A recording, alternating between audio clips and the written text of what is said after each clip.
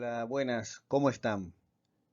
En este video vamos a hacer una introducción a la Edad del Bronce tardío en el cercano Oriente, es decir, no solamente en la región de Mesopotamia, sino también en Anatolia, Irán, Siria, Palestina, e incluso algunas consideraciones mínimas sobre el caso egipcio.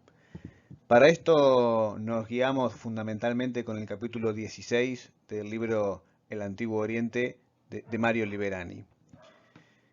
En la imagen que acompaña esta primera diapositiva podemos ver una reconstrucción artística de el famoso faraón Ramsés II, un extracto de lo que era el relato de su pelea en la famosa batalla de Kadesh. Aquí tenemos algunas cuestiones muy características del período, como lo son el rey guerrero, sobre un carro de guerra de dos ruedas, con radio, impulsado por caballos, entre otras cuestiones que tienen que ver con la tecnología militar que ustedes pueden encontrar muy bien explicada en este capítulo 16 de Mario Liberani. Vamos a comenzar con el tema de la cronología, que como siempre es bastante complicada. Primero vamos a aprovechar para repasar lo que es toda la Edad del Bronce, que se divide en tres partes. Recordemos que esta es una cronología arqueológica. Primero tenemos un bronce antiguo o temprano, que básicamente es todo el tercer milenio antes de Cristo. Luego un bronce medio, del 2000 al 1550 aproximadamente. En lo que respecta a Mesopotamia estamos hablando del periodo amorreo o amorrita, pero del periodo también conocido como paleobabilónico, sobre todo al centro y sur de la Mesopotamia, y como paleoasirio al norte de la misma. Para la segunda mitad del segundo milenio tenemos entonces la última parte de la Edad del Bronce, bronce reciente o bronce tardío, es sobre este último periodo que vamos a hablar en este video. Fíjense ustedes que estamos hablando de aproximadamente 350 años, un poco más, un poco menos. Aquí traigo a colación una tabla cronológica que se basa fundamentalmente en lo que es el centro y sur de la Mesopotamia, por eso se llama periodo casita. Los casitas eran una población de las montañas de los Agros que luego del saqueo de la ciudad de Babilonia por parte de los hititas conquistaron esta ciudad y se hicieron con el poder del centro y sur de la Mesopotamia durante prácticamente 4 siglos, como dice ahí la fecha en el cuadro. Cuestiones importantes para tener presente en este periodo. Esta es la época cuando surge el Imperio Hitita. No quiere decir que no existían ya los hititas, no, existen por lo menos desde comienzos del segundo milenio. Pero antes era un pequeño reino en el corazón de Anatolia, de Asia Menor, que había tenido realmente una expansión por lo que es la parte de Siria. Ya hemos mencionado esta incursión hacia la ciudad de Babilonia, pero el imperio propiamente dicho comienza recién una vez iniciado el bronce tardío o el bronce reciente, que es su periodo de mayor esplendor. Por eso que cuando nosotros hablamos del mundo hitita, estamos hablando fundamentalmente del bronce medio, del bronce reciente o tardío, pero sobre todo esta última parte. Fíjense que coincide con la dinastía 18 en Egipto, la dinastía de los reyes Tutmósidas, de Amenofis, primero, segundo, tercero, el famoso Amenofis IV, que luego cambió su nombre a Ajenatón, también corresponde aquí la época de Tutankamón. Fíjense que es un periodo bastante bien conocido de las civilizaciones para Egipto, ¿no? Y el cercano Oriente Antiguo. Menos conocido, pero también muy importante, es el reino de Mitanni, compuesto en su gran mayoría por poblaciones hurritas del norte de la Mesopotamia, que en su momento disputó el dominio de la zona no solamente a hititas, sino también a egipcios.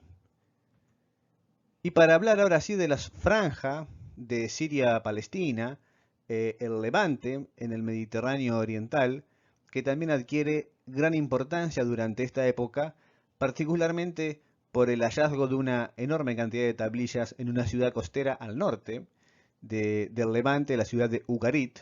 Vamos a hablar de eso más adelante. Y para terminar de completar este cuadro, tenemos al norte de la Mesopotamia, luego de la crisis, esto lo vamos a ver, del reino de Mitanni, la consolidación del poder asirio, que a partir de mediados del bronce reciente o tardío, comienza también a dar forma lo que posteriormente, ya para la Edad del Hierro, va a ser el gran imperio asirio. Y en la región de Irán también tenemos la consolidación de la región de Elam con capital en la ciudad de Susa. Una de las cuestiones centrales para este periodo es la difusión del llamado elemento indo-iranio.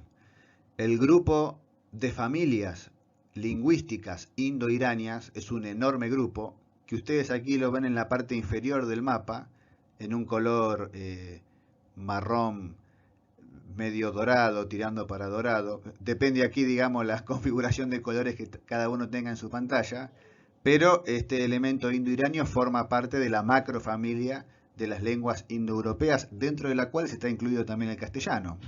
Así que hasta ahora en la materia estuvimos dándole mucha importancia a la familia de las lenguas semitas. Pues bien, a partir de este periodo tenemos que comenzar a prestarle atención al elemento indo-iranio, al cual tradicionalmente se atribuyen muchas de las innovaciones técnicas de este periodo, aunque esto hoy está en debate, particularmente el tema del carro de 2 ruedas tirados por caballo, como veíamos en la imagen de Ramsés II, y la aparición de un sector militar especializado, justamente el sector de los carristas, que tienen una denominación indo-irania particular, que es el sector de los Marianu, que se va a convertir en una clase social privilegiada, una suerte de aristocracia militar que va a ocupar, digamos, el puesto más alto dentro de la estructura social de este periodo.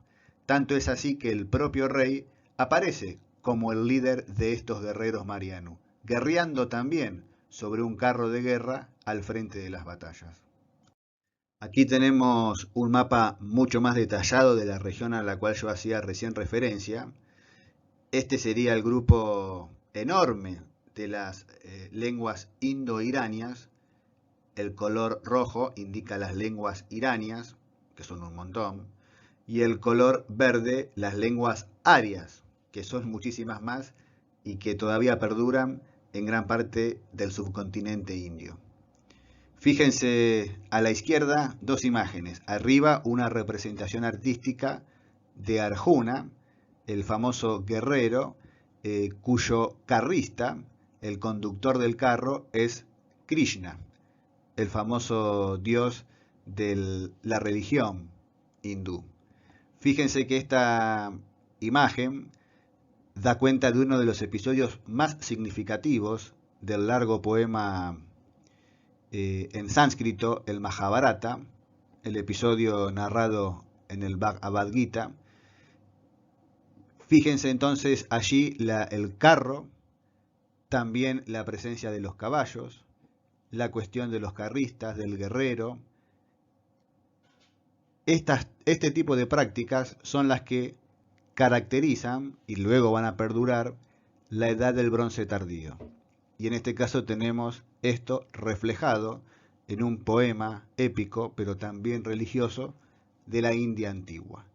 Pero yendo al escenario que nos interesa, al mundo del cercano oriente, debajo tenemos un relieve donde tenemos también a guerreros en carros de 2 ruedas tirados por caballos, y en este caso se trata de bajorrelieves hititas, que corresponden, como decíamos antes, a la región de Anatolia, de Asia Menor. Mario Liverani en su texto da cuenta de una serie de cambios socioeconómicos que a su modo de ver van a ser claves para entender la dinámica del proceso, pero también lo que va a suceder después, al final del bronce y la transición a la edad del hierro. Por un lado, es un mayor distanciamiento entre el sector palacial, la clase gobernante, liderada por estos Marianu, y los campesinos, el grueso de la población. Por un lado, las ciudades se van a hacer cada vez más grandes. Lo que sucede es que cada vez va a haber menos ciudades, con lo cual, en términos totales, parece haber una tendencia negativa en relación a la urbanización. Por otro lado, se constata un empobrecimiento del campesinado, un descenso demográfico de la población total y la constancia en distintos documentos de la existencia de revueltas campesinas, pero también de campesinos que huían, tratando de evitar así tributar al palacio. Esto hace que las formas de vida de la población común adopten un elemento más pastoril, lo cual también da como resultado la importancia, la relevancia del factor tribal o gentilicio como articulador social de estos actores. Lo que veíamos en la diapositiva anterior es una serie de tendencias comunes de largo plazo, cuyo efecto se ve sobre todo en la región de Siria-Palestina, un poco también en Anatolia y la Alta Mesopotamia, menos en otras partes del cercano Oriente. Pero en términos de historia política, de historia fáctica, debemos indicar que en los años inmediatamente previos al comienzo de la Edad del Bronce, tardío, prevalece una fuerte fragmentación. Tenemos el reino de Babilonia, pero circunscripto solamente al centro de lo que es la Mesopotamia, la aparición en las costas del Golfo Pérsico de un país del mar, la fragmentación política marcada en la Alta Mesopotamia, pero el surgimiento de una nueva entidad política, que es el reino de Hatti, los hititas. Algunos, para compararlo con lo que se va a ver más adelante durante el Bronce Tardío, hablan para esta época de un imperio antiguo, aunque a decir verdad la escala es bastante menor con lo que vamos a ver posteriormente, y en el caso de Egipto también tenemos una fragmentación. Recordemos al norte de Egipto la presencia fuerte de estos reyes Ixos. Ahora, cuando comienza la Edad del Bronce, vemos ya una primera reconfiguración política en todo el cercano Oriente. Surge sobre todo el reino de Mitanni en la Alta Mesopotamia, que gobierna incluso Asiria, perdón. Tenemos una retracción del poder de los hititas. Se habla acá de una suerte de periodo intermedio. Tenemos la dinastía 18 en Egipto, que gracias a los reyes tutmósidas logran tener un control muy importante sobre la región de Siria-Palestina. Y en el caso de Babilonia, como decíamos antes, la conquista de los casitas y la consolidación de su dominio en todo el sur de lo que es Babilonia. Ahí tenemos entonces estos dos reinos, por un lado Babilonia, por otro lado Elam, en la parte de Irán, y las principales potencias contrincantes para los primeros años del Bronce Tardío son entonces los reyes de Mitanni y los faraones egipcios. Poco tiempo después, aproximadamente a mediados del siglo XIV a.C., el reino de Mitanni también entra en crisis, no solamente por la presión de otras potencias, sino también por problemas internos. Se vincula esto también con la expansión, ahora sí, del reino de Hatti y la lenta conformación de lo que vamos a conocer como Imperio Hitita, que va a disputar directamente con Egipto el dominio de la región de Siria-Palestina. Ahí tenemos marcada la región, como decíamos, del reino de Hatti, pero también vemos la emergencia de otros dos poderes importantes para esta época. Uno es en la isla de Chipre, Al-Ashiya, y después otro en el mundo micénico, que es Ajiyawa, que muchos ven aquí una posible traducción del término aqueos, aunque puede ser que no haya sido así en realidad.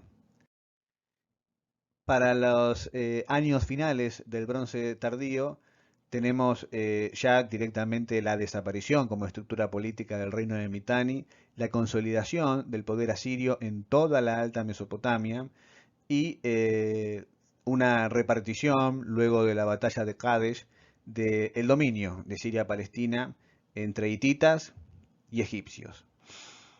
Para el año 1200, 1150 aproximadamente, se produce la supuesta invasión de los pueblos del mar, que forma parte en realidad de toda una serie de movimientos, de migraciones, de revueltas y de confrontaciones que va a dar final a este periodo de grandes potencias para dar lugar a un periodo de unidades políticas mucho más pequeñas, en las cuales ya, por ejemplo, el imperio hitita no va a existir más y Egipto se retrotrae a sus fronteras tradicionales, ¿no? Perdiendo sus dominios en la región de Siria-Palestina. Ahora bien, independientemente de los cambios políticos que atraviesan estos siglos del Bronce tardío, hay una serie de elementos en común que le permiten a Liberani plantear la existencia de un sistema interregional donde los grandes reyes interactuaban unos con respecto a otro en términos horizontales, en términos de paridad. Incluso en las cartas que se mandaban unos a otros figuraban como hermanos. A lo largo de esta unidad vamos a trabajar distintas cartas para ver el uso de esta terminología y cómo era la relación entre, por ejemplo, los reyes de Mitanni con los reyes egipcios, con los reyes hititas, con los reyes de Babilonia. Todos ellos se trataban en términos paritarios. Otro elemento de este sistema interregional es la relación entre estos grandes reyes y los pequeños reyes o reyesuelos. Aquí la relación es una relación jerárquica, vertical, ya no es una relación de hermandad, sino entre padres e hijos. También vamos a revisar documentos a lo largo de toda esta unidad para ver este tipo de relaciones, las relaciones verticales. Claro que los reyesuelos dependen siempre de un solo gran rey. No pueden depender de dos grandes reyes. Si eso sucedía, era motivo de disputa. Y en efecto, la mayor parte de los conflictos entre los grandes reyes tenía que ver con el comportamiento de algunos reyesuelos que se querían pasar del dominio de uno al dominio de otro. Por eso es que algunos, en un anacronismo bastante bruto a mi modo de ver, tratan de pensar esto como una suerte de guerra fría. La verdad que más que guerra fría era bastante caliente, porque cada 2 por 3 había batallas y peleaban, guerreaban unos contra otros. Pero la mayor parte del tiempo había relaciones pacíficas y se constata permanentemente el intercambio de objetos, no solamente entre los grandes reyes, sino entre los grandes reyes y los reyesuelos, que aparecen en las cartas como regalos, como dones. Pero no solamente objetos, sino también servicios. Hay un permanente movimiento de mensajeros, que son quienes justamente llevan estas cartas, pero también de personal especializado en distintas tareas, como médicos, astrónomos y fundamentalmente escribas. En efecto, toda esta comunicación se realizaba en lengua acadia, que se convierte entonces en esta época en la lengua diplomática, en la lengua internacional. Se da el caso, por ejemplo, que los reyes hititas, que no hablaban acadio, y los reyes egipcios, que no hablaban acadio, sin embargo, ambos entre sí se comunicaban en lengua acadia. Y otro aspecto fundamental de las relaciones son las mujeres, los matrimonios interdinásticos. Los grandes reyes ofrecen a sus hijas, a sus princesas, ya sea a otros grandes reyes o a algunos reyesuelos, justamente para consolidar las alianzas políticas y evitar así futuros enfrentamientos. Un caso famoso, aunque muy polémico porque no se tiene mucha seguridad, es el de la famosa faraona Nefertiti, esposa de Ajenatón. Digo, no se conoce muy bien porque luego de este periodo, que después vamos a ver en una clase posterior, se trató de borrar la memoria, tanto de Ajenatón como de Nefertiti, debido a su reforma religiosa. Entonces hay muchos elementos que se desconocen porque fueron destruidos. Algunos presuponen, no Nefertiti, pero sí su familia, era de origen hurrita. Efectivamente, se constata que muchos faraones se casaron con princesas de origen hurrita, del reino de Mitanni, justamente para consolidar las alianzas políticas. No se sabe si Nefertiti descendía de alguna de estas princesas hurritas que se habían casado con los faraones. Algunos plantean de que probablemente sí. Pero también es muy interesante cuando después de muerto Ajenatón, Nefertiti llama, entre comillas, ¿no es cierto?, pide un nuevo esposo a los hititas, quienes se lo mandan. Sin embargo, él mismo es asesinado antes de llegar a Egipto, con lo cual en este periodo pudo haberse dado el caso de un príncipe hitita convertirse en faraón egipcio, lo cual da cuenta justamente de la fuerza de estos matrimonios interdinásticos. Abrazo.